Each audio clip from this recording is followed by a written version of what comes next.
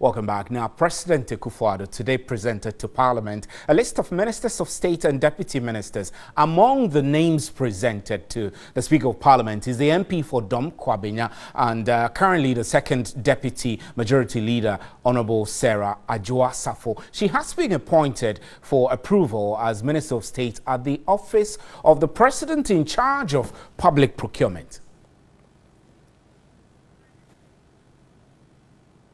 And the issue of sole sourcing of contracts has also been one of the issues which the then opposition criticized the former government for.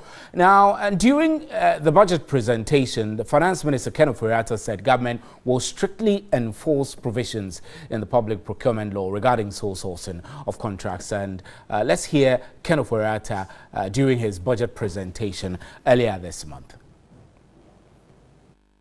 Enforcement of the Public Procurement Act.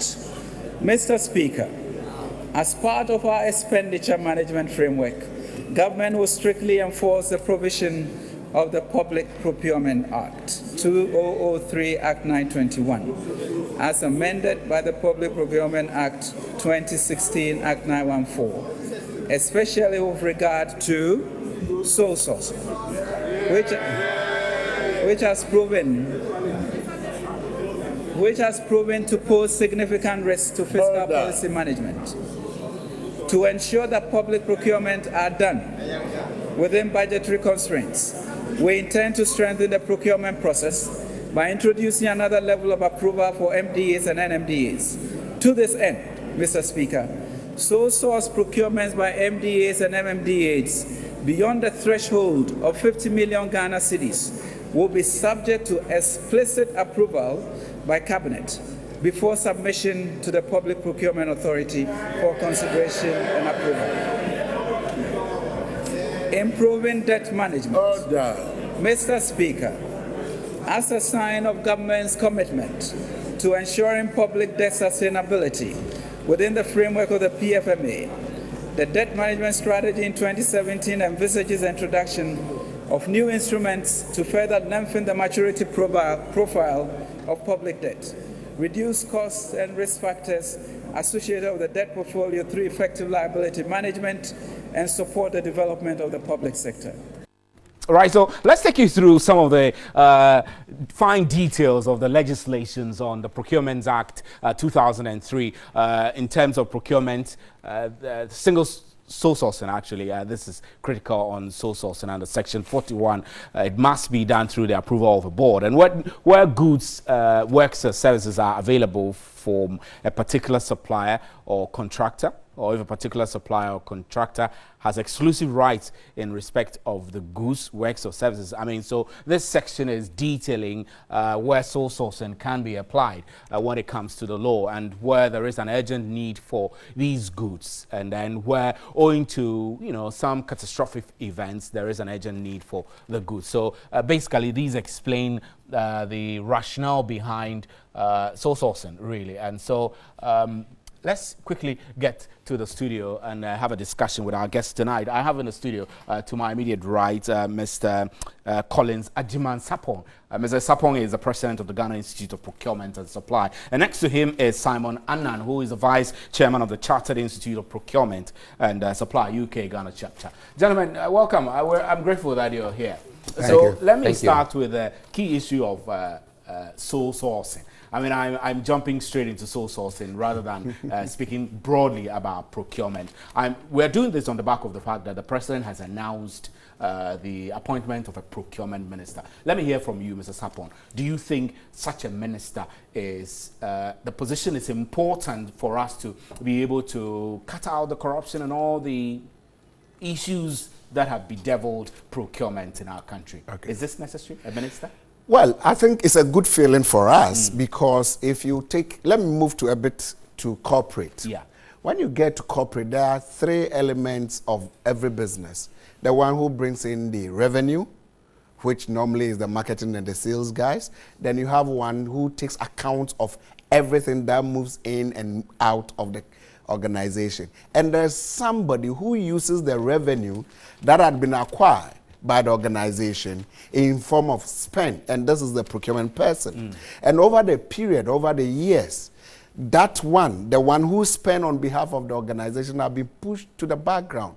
So it's a very good feeling that at the highest level of cabinet and at ministerial level, there is somebody giving there's somebody who is going to direct the spending of government. So it is good. I mean, we're not going to talk about the nitty-gritties of the numbers, Yes. but for a person to be in charge of procurement. It's a good thing. Yes. So, Ms. Annan, sole sourcing has become one of, well, I could say it has become the devil in our procurement, because a lot of sole sourcing went on in the previous administration and the last administration and the last administration. Everybody uses sole sourcing, and this has, for many experts say that this has encouraged a lot of corruption. How can we get sole sourcing done correctly without tying it to corruption? Thank you very much, Steve. I think the word sole sourcing in the procurement framework is not a bad thing. And I always tell people that sole sourcing is not, it's one of the methods. It's only that we have, over the years, abused it. I wouldn't say abuse, but we look at it in a certain way, apply it in a certain way. In most of the countries that I know, they have used sole sourcing to actually grow the economy. Because for you to be able to grow the economy, there should be an element where you develop your local suppliers. And the only way you can develop your local suppliers is sometimes giving them that leverage to be able to compete and be able to do the sole sourcing. And as you said in your preamble, there are clear guidelines for using sole sourcing, and the law provides for it. Okay, so we have to ensure that there is a clear enforcement of the law. And if you listen to President State of the Nation's address, he will enforce the procurement law. Enforce the procurement yes, law. Because so we should give him the benefit of the data. Is going to happen. Let me come to you. The government says that contracts beyond 50 million Ghana cedis by MDAs and MMDAs will be first subject to cabinet approval. Do you think this is a good strategy to cut out corruption, especially in sole sourcing? Well, yes, because almost all the time, you hear that, oh, there's been sole sourcing, whatever amount had gone to the drains and all that. So if you see the importance that this current government attached to procurement and the sole sourcing. So they want to have that oversight responsibility, so that any time that there is the need to apply sole sourcing, then it should be done right.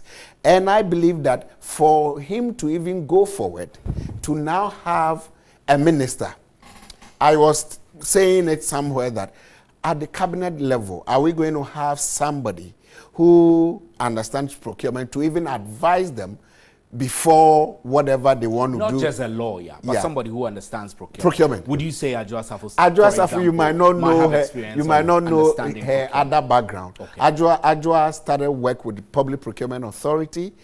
She's got LLM in procurement, and so I believe that within the circles, so I believe that she can handle that and maybe advise cabinet whenever they want to approve some of these sole source above the 50 million. Mr. Safo, talking about people who understand procurement, let me shift the question to Simon Annan. Do we have enough procurement officers in this country? I mean, the Ghana Institute of Procurement, you've been around for I don't know how long, but we haven't heard you make all the noise other associations make. Does this suggest to you that you don't have the procurement officials and experts to get things done right? I'm curious, really. Steve, we have. I wouldn't say enough, and I wouldn't say that we have the capacity, as it were, as a nation. Because if you look at procurement, it's a very young profession. I say young profession, I mean, we accepted procurement as a profession some years back. Not too long. SIPS has been in Ghana for at least 20 years and over. But day in and day out, we're trying to train and ensure that our members are qualified and be able to build their capacity. Now, looking at what is happening in our education institution, for instance, now, all the polytechnics, our 10 polytechnics are offering procurement and supply courses.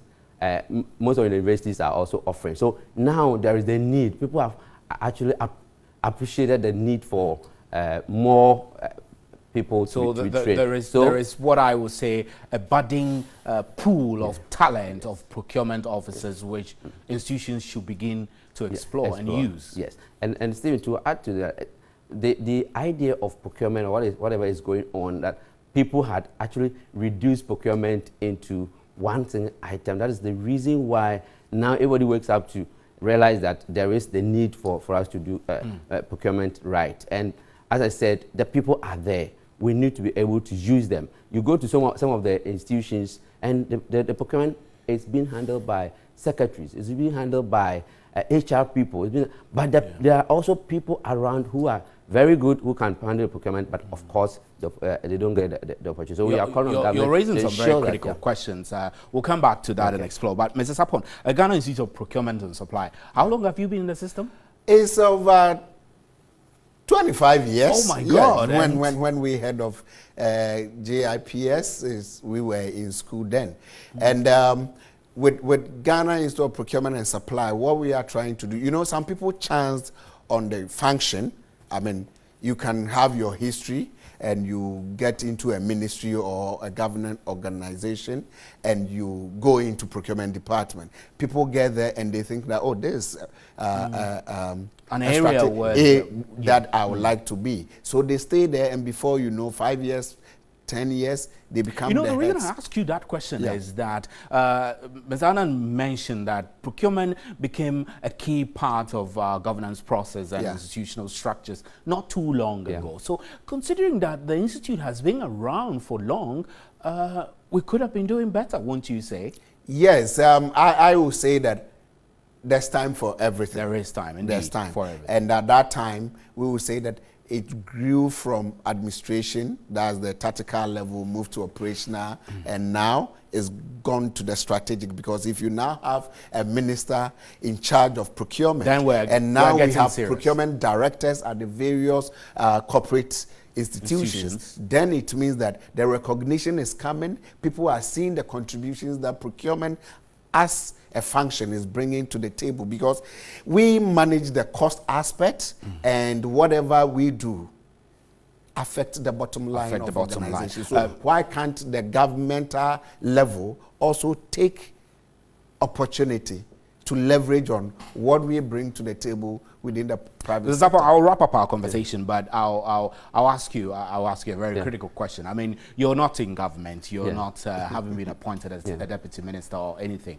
but as a procurement expert, I need you to look back at the procurement systems we've had in this government, in the previous government, and in the previous, and tell me one thing you think we haven't done right, which we should do right. I'll put the same question to you, so you could think through. What we haven't done right is that we have relegated procurement to the background. We haven't seen procurement as a strategy. We should push it forward. And also, we haven't seen that procurement would help our industrialization agenda. It's because people think that procurement is an operational job.